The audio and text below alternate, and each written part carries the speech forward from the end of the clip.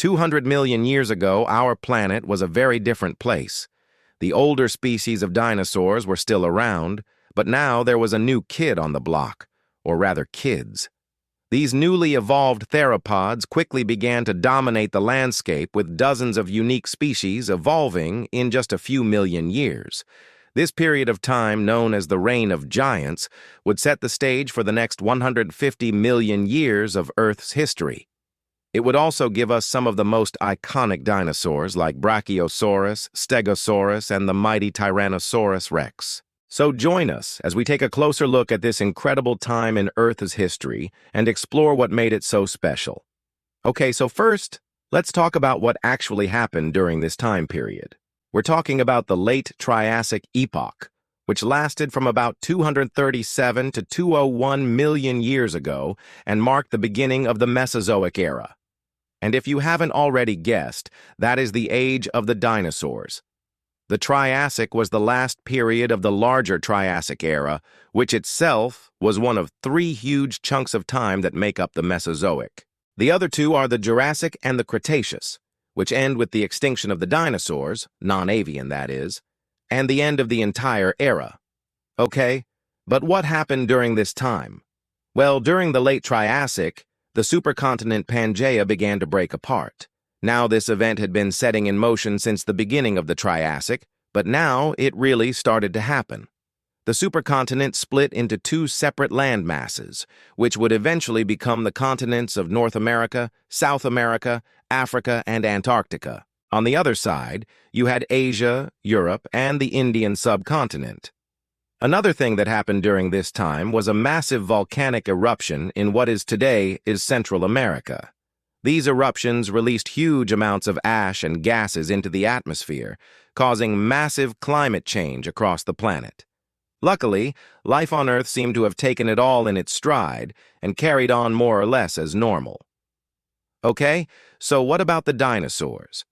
During the late Triassic, the ancestors of the dinosaurs were still around, but they were definitely starting to get their act together. In fact, it was during this time that the first true dinosaurs appeared. So what exactly does the word dinosaur mean anyway? Well, it comes from the Greek words dinos, meaning terrible, and sauros, meaning lizard. Together, they make Dinosaurus.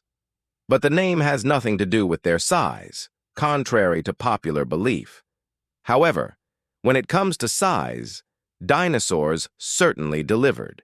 So now let's talk about some of the most famous examples of Triassic meat-eaters. First up, we have the Dilophosaurus.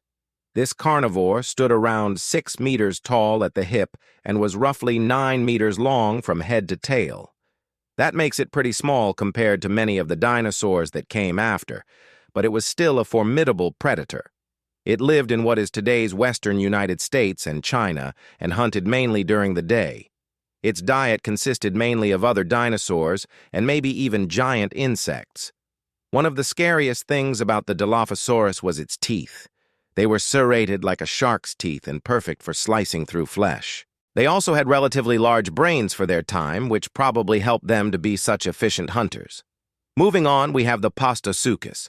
Now, this guy was a real monster. He was around 9 meters long and weighed over 800 kilograms. He was definitely one of the top predators in his environment and probably hunted in packs.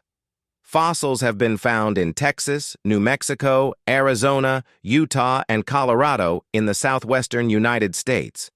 This huge crocodile-like reptile was part of the group called Archosauria, which also includes crocodiles, birds, and of course, dinosaurs. What sets the Postosuchus apart from other archosaurs is its legs. Unlike other archosaurs, the Postosuchus had legs that were adapted for running on land rather than swimming in water.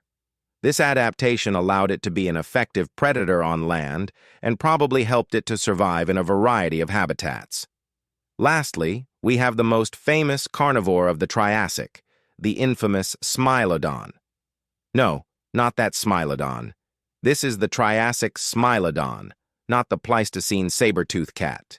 This guy was a lot smaller than its later namesake, coming in at around 3 meters long and weighing only about 400 kilograms. Still, it was a fierce predator, and probably hunted in packs like the wolves do today. Its skull was narrow and elongated, and it had huge saber-like teeth that could grow up to 30 centimeters long. This gave it a huge advantage when hunting prey, as it could easily disembowel its victim with a single swipe of its paw. The Smilodon lived in what is now North America and was probably one of the top predators in its environment. Now let's move on to the herbivores. First up, we have the Plateosaurus. Now this guy was a true giant. It was around 18 meters long and weighed over 10 tons. That makes it one of the largest herbivores of the Triassic. It lived in what is now Europe and was probably one of the main grazers in its environment. The Plateosaurus had a long neck and tail, and its body was supported by thick, sturdy legs. This allowed it to move around easily despite its size, and probably helped it to reach high vegetation that other animals couldn't. Next up, we have the Ankylosaurus. Now this one is a little bit weird. It was around 9 meters long and weighed about 2 tons, so it wasn't huge, but it did have one very distinctive feature. It had a huge sail on its back. This sail was made of skin and connective tissue and was probably used for display purposes.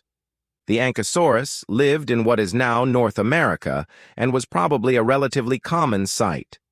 There have been hundreds of fossils found, which makes it one of the most well-known dinosaurs of the Triassic. And finally, let's take a look at the Triceratops. Okay, I'm just kidding. That's a Jurassic dinosaur. But we couldn't talk about the biggest meat-eaters and not mention one of the greatest herbivores of all time.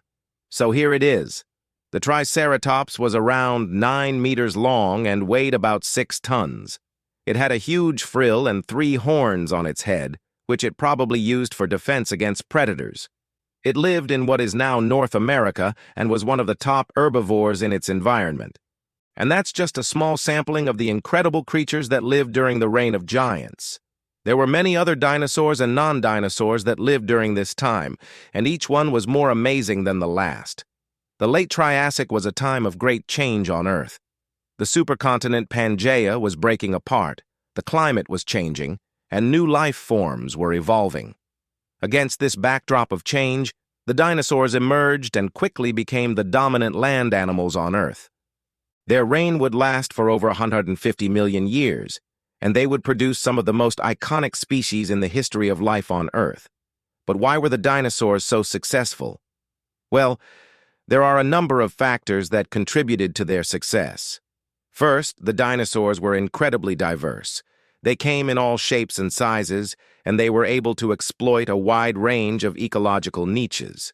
Second, the dinosaurs were very adaptable. They were able to thrive in a variety of environments, from the lush rainforests of the Jurassic to the arid deserts of the Cretaceous. Third, the dinosaurs were generally larger than their contemporaries. This gave them a significant advantage in terms of both offense and defense. Finally, the dinosaurs were intelligent creatures with relatively large brains for their size. This intelligence probably helped them to develop sophisticated hunting techniques and to adapt to changing environments. Together, these factors made the dinosaurs a dominant force on Earth. But their success came at a cost. As the dinosaurs grew in size and number, they began to have a major impact on the ecosystems they inhabited. As apex predators, they caused massive die-offs in populations of herbivores. And as herbivores, they devastated the plant life in their habitats. In fact, some scientists believe that the dinosaurs played a role in the extinction of several marine and terrestrial animals. Their colossal size and influence on the ecosystem may have been one of the reasons for their eventual downfall. But that's a story for another time. For now, though, we can marvel at the incredible creatures that roamed the earth during the reign of giants and wonder what might have been had they not gone extinct. Thanks for watching. If you enjoyed this video, please hit the like button and subscribe for more. And as always, thanks for watching.